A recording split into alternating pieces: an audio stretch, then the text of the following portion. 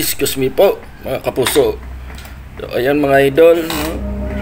Kasamang balita ang ating matunghayan ngayong araw nito, kung saan namaalam na nga ang ating iniidolong si Mike Enriquez, no?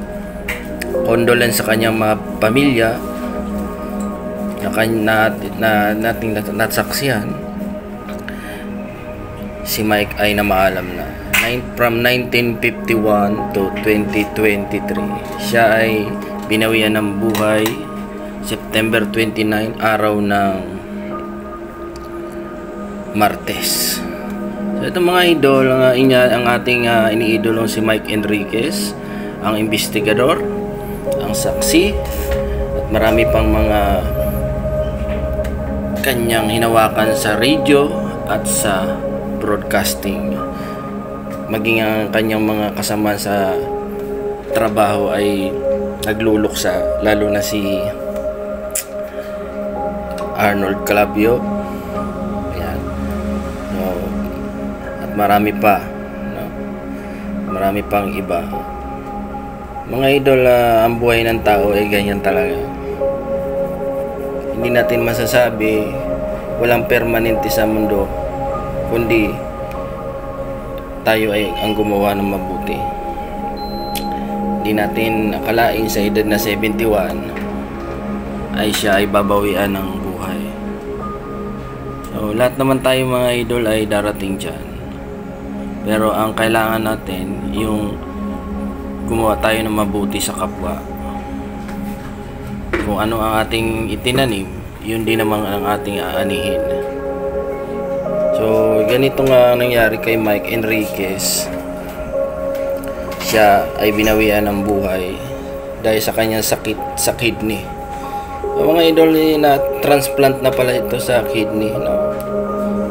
Naging successful operation, kaya lang nagkaroon ng infection ng kanyang pagka-transplant. So from 1951 to 2023, lahat ng mga broadcaster ng radyo at TV ay nagluluksa sa kanyang pagkamatay. Ganyan talaga ang buhay ng tao. Kailangan talaga natin ihanda ang sarili sa Panginoon. Kasi hindi natin alam, dito sa mundo natin, lahat tayo ay mamamaalam. Pero sa ating pamamaalam ay meron tayong itatatak sa kapwa natin, kung naging mabuti ba tayo o masama. Tulad na ating idol na si Sir Mike Enriquez or Miguel Castro Enriquez, sumikat sa kanyang katagang excuse me po, no? O mga idol, tayo ay nakikiisa, ang ating YouTube channel ay nakikiisa sa pagkawala ng news anchor, batikang o veteranong news anchor ng GMA7 na si Sir Mike or Miguel Castro Enriquez.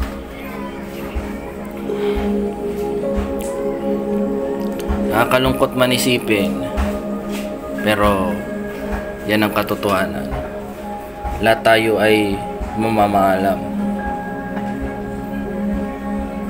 Gumawa lang tayo ng mabuti sa kapwa, yun ang maganda. Huwag tayong magsisinungaling sa ating mga magulang.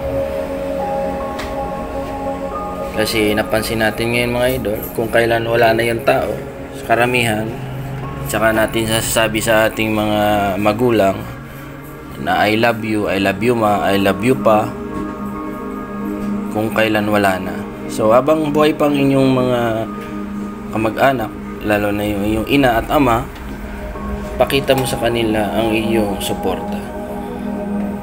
Hindi yung magpo-post ka sa Facebook, lalagay mo yung kandila na picture kung kailan wala na. Nasa huli nga ang pagsisisi, mga idol. Tulad ko, nagsisi din ako nung nawala ang aking tatay. Pero ito'y binabawi ko sa pagtulong na lang sa kapwa.